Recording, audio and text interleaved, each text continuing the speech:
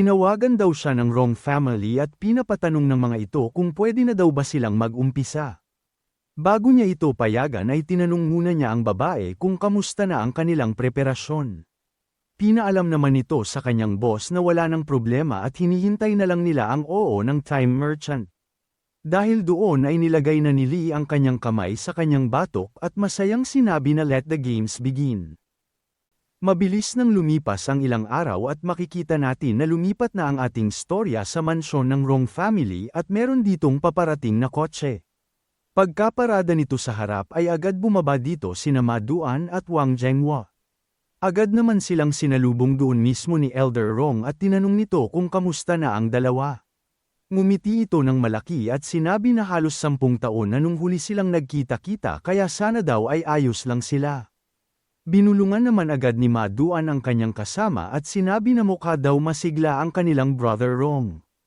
Nang hingi din ng tawad ang elder sa dalawa dahil kaya daw hindi na siya nakapagparamdam sa kanila ay busy siya sa pag-aalaga ng kanyang kalusugan. Inisip na rin ni Wang Zhenghua na hindi daw ganun ang itsura ng isang matanda na kakagaling lang sa isang malubhang sakit. Pagkatapos magkamustahan sandali ay inimbita na sila sa loob ni Rong at sinabi na meron siyang hinandang tsaa para sa kanila. Pagdating sa kanilang living room ay agad sinabi sa kanya ng isang matanda na nalungkot ito ng sobra nung nabalitaan niya ang sakit ni Rong pero buti na lang daw ay gumaling na ito. Napahinga naman siya doon ng malalim at sinabi sa kanyang mga kasama na hindi na nila yun kailangang intindihin. Habang nagsasali ng tsaa ay sinabi pa nito na hindi na sila mga bata kaya enjoyin na lang nila ang pagkakataon na magkakasama pa sila ngayon. Hindi daw kasi nila alam kung kailan sila mawawala at bigla na lang hindi magkita-kita. Pinatigil naman ng kanyang mga kasama ang sinasabi ni Rong dahil ayon daw sa kanilang nakikita ay mukhang madami pa itong taon na bibilangin. Naghihintay naman ng sagot ang dalawa galing sa elder pero napayuko na lang ito at napatawa ng mahina. Dahil doon ay hindi na natiis ng isa ang kanyang iniisip kaya sinabi nito na meron siyang tanong sa kanyang brother Rong at umaasa ito na sasagutin niya yun ng totoo.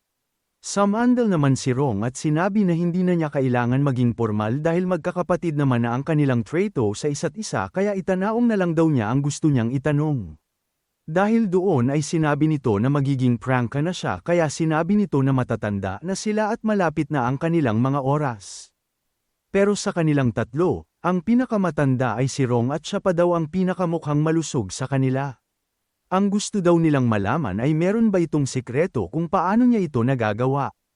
Hindi naman agad sinabi sa kanila ng elder ang totoo at pinalusot na lang na inaalagaan kasi siya ng kanyang mga kasama ng lubos.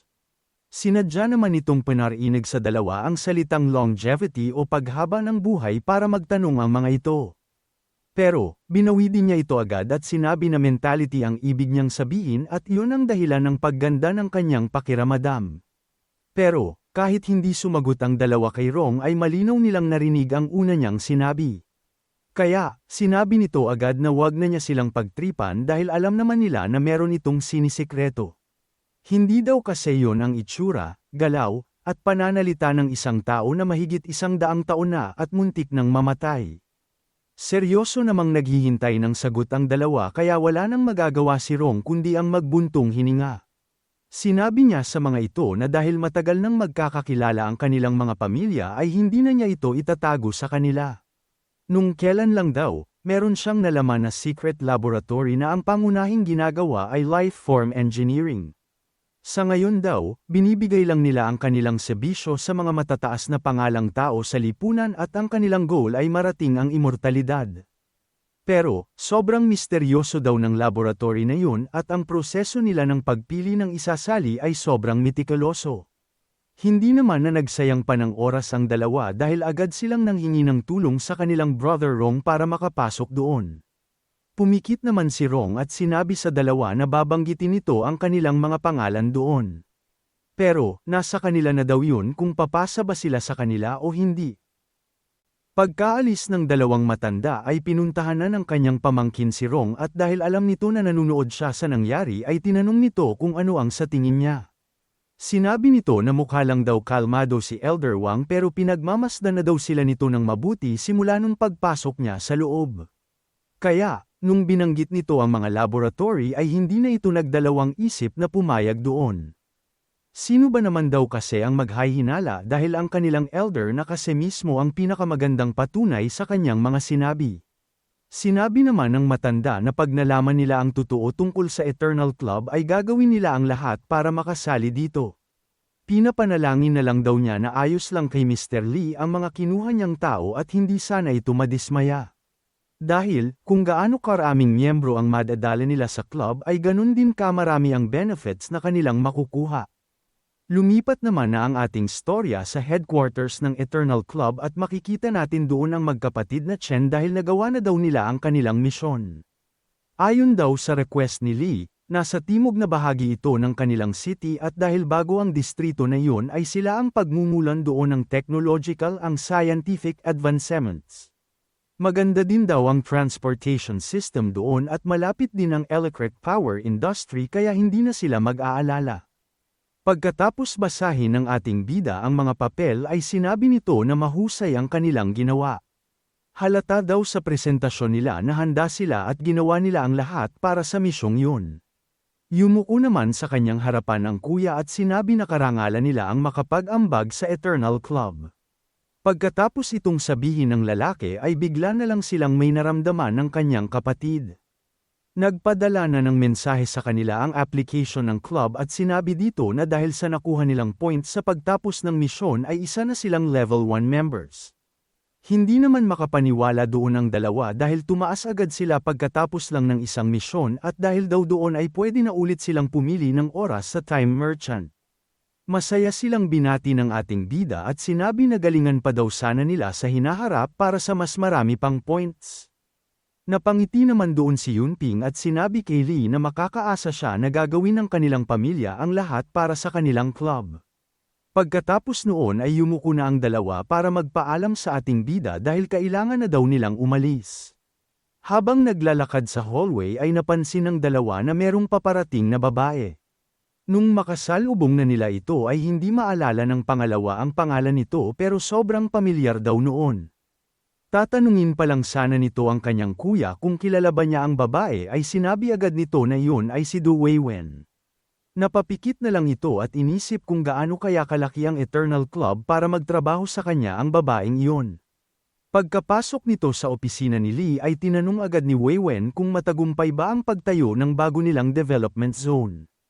Hinawakan naman nito ang binigay sa kanyang papel at sinabi na wala siyang masabi sa ginawa ng Chen Brothers kaya wala na silang problema pagdating doon.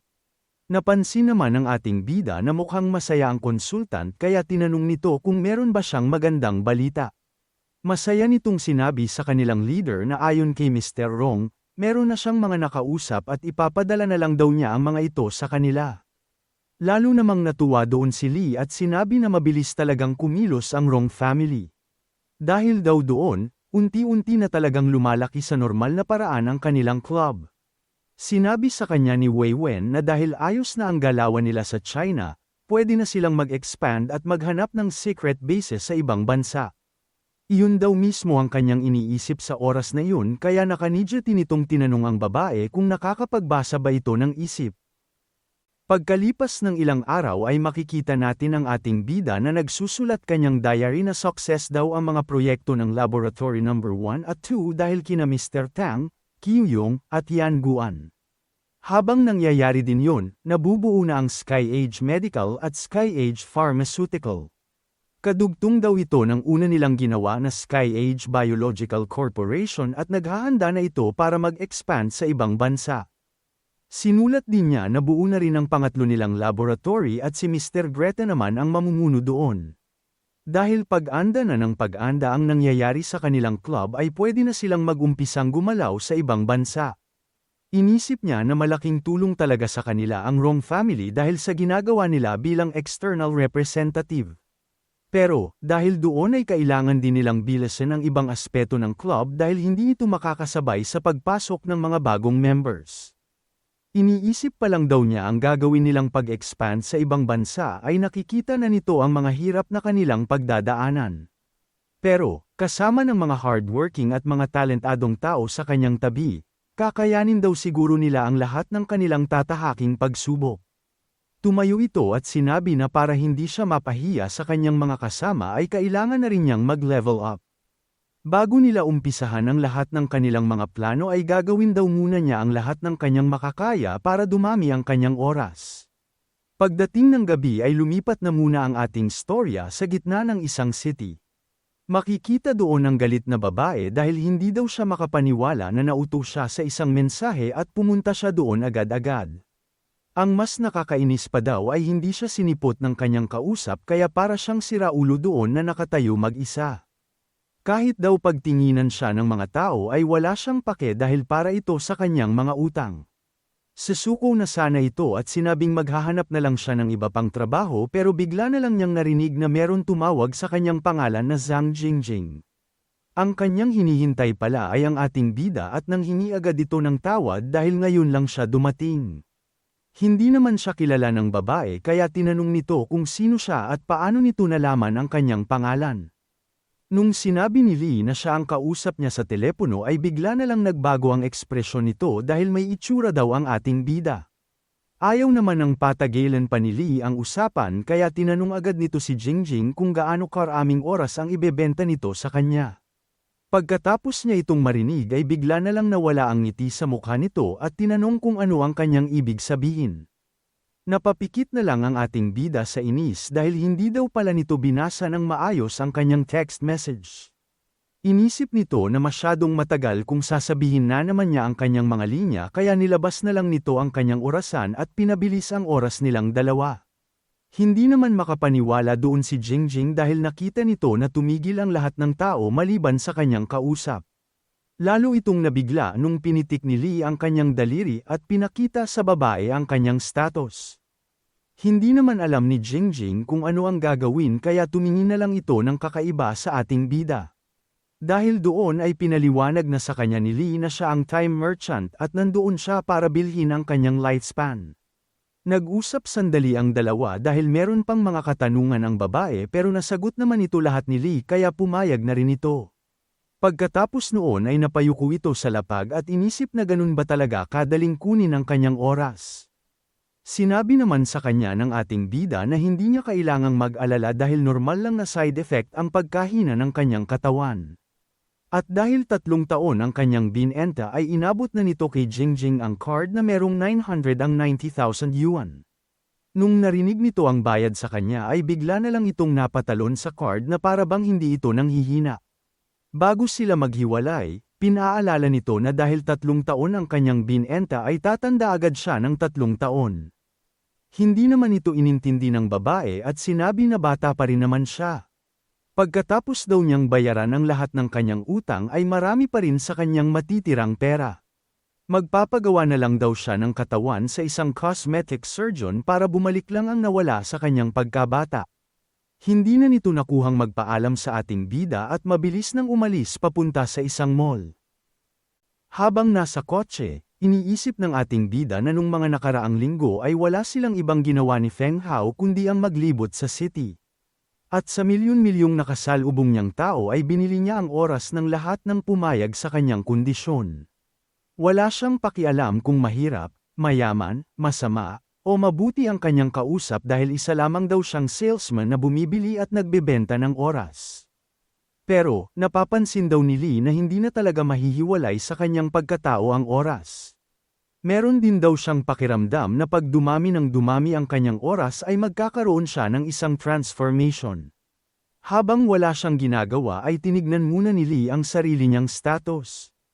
Inisip nito na kahit wala na siyang gawing iba sa kanyang buhay ay pwede na siyang mabuhay ng sobrang tagal.